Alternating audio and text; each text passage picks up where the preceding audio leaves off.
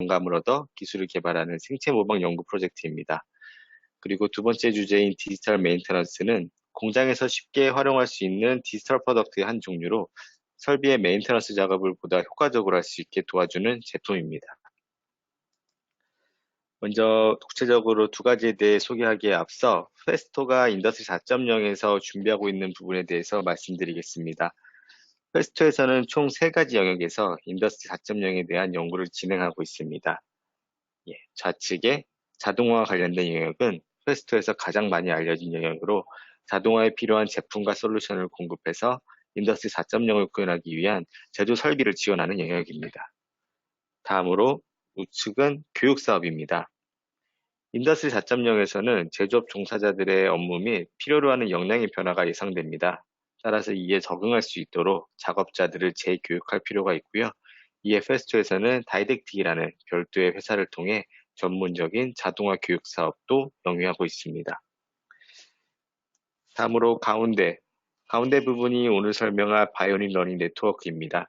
자연으로부터 영감을 얻고 여기서 얻은 기술을 제품 개발에 활용해서 보다 효율적이고 보다 새로운 기술을 만들어내는 영역입니다.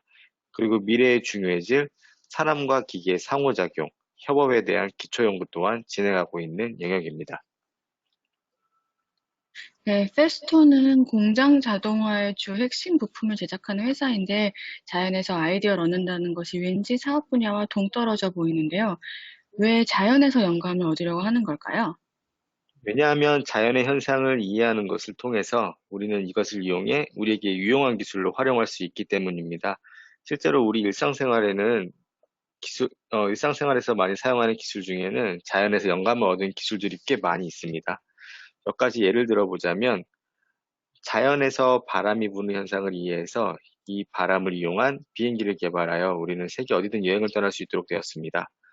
뿐만 아니라 자연에 물이 떨어질 때 출렁이는 현상을 이해하여서 떨어지는 물의 힘을 에너지로 변환하는 수력발전소의 건설에도 활용을 하였습니다.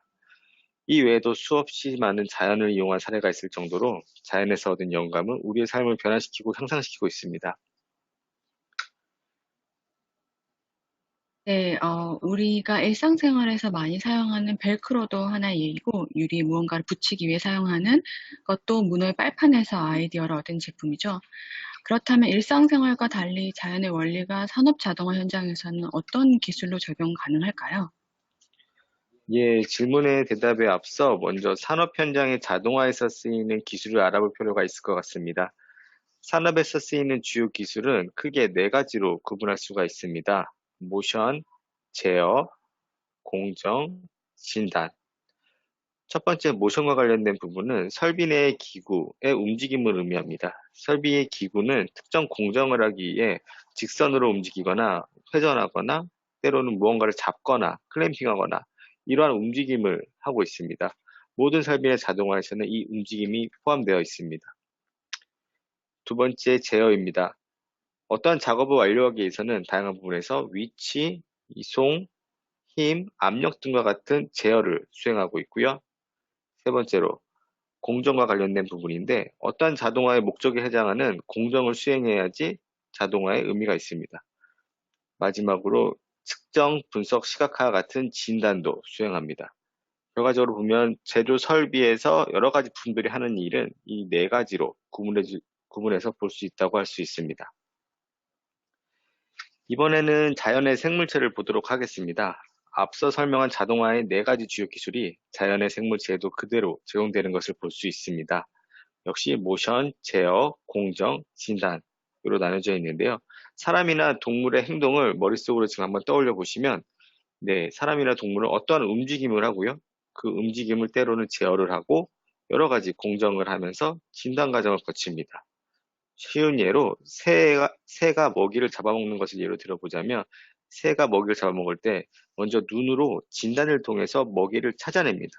그 후에 먹이가 있는 곳으로 움직이죠. 움직인 다음에 근처까지 가서는 적절한 힘으로 제어를 한다는 의미입니다. 이 제어를 통해서 먹이를 낚아챈 후에 먹이의 전체적인 부분을 먹을 경우도 있지만 먹이의 맛있는 부분을 구분해서 먹기도 합니다. 이 부분은 같이 진단해서 공정, 제어, 모션 이 부분이 연결된다고 볼 수 있습니다. 이러한 것처럼 자연의 생물과 산업 현장의 자동화는 매우 닮은 부분이 많이 있습니다. 뿐만 아니라 자연에서의 또 하나의 특징은 자연의 생물체는 매우 긴 시간에 걸쳐 진화하며 환경에 적응되고 최적화에 되어 왔기 때문에 여러 가지 장점이 있습니다. 설비의 공정의 최적화가 중요한 부분이 인더스 4.0에서 매우 유용하게 활용될 수 있다는 이야기이기도 하죠. 첫 번째 자연이 가지는 특징, 모든 자연의 생물체는 에너지 효율성을 가지고 있습니다. 자원을 효율적으로 사용하지 못하는 생물체들은 자연에서 살아남기 어렵기 때문에 현재 살아있는 생물체들은 매우 효율적인 에너지 사용법을 가지고 있다고 볼 수 있습니다. 두 번째로, 자연의 생물체는 경량화에 탁월합니다. 특히 힘이 약한 생물체일수록 생존하기 위해 경량화가 매우 중요합니다. 이 경량화는 앞서 말한 에너지를 효율적으로 사용하기 위함이기도 하고요. 다음 세 번째로는 기능의 통합에도 생물체는 매우 큰 강점을 가지고 있습니다. 코끼리의 경우를 예로 들면 코끼리의 경우 코로 과일이나 나무를 둘 수도 있으며 물을 빨아들이는 용도로 사용하기도 합니다. 또한 코를 이용해서 위험을 알리는 역할을 하기도 하죠. 이처럼 코라는 하나의 부위로 여러 가지 다양한 기능을 통합하는 연구에 자연의 생물체는 매우 유용하다고 볼 수 있습니다. 마지막으로 네 번째로는 자연의 생물체들은 상호 서로 통신을 하며 학습을 합니다. 생물체들은 집단 활동을 하며 인간과 마찬가지로 학습하고 변하는 환경에 적응하고자 최적화합니다. 제가 지금 설명드린 내용을 동영상으로 하나 준비했는데요. 함께 동영상으로 보시겠습니다.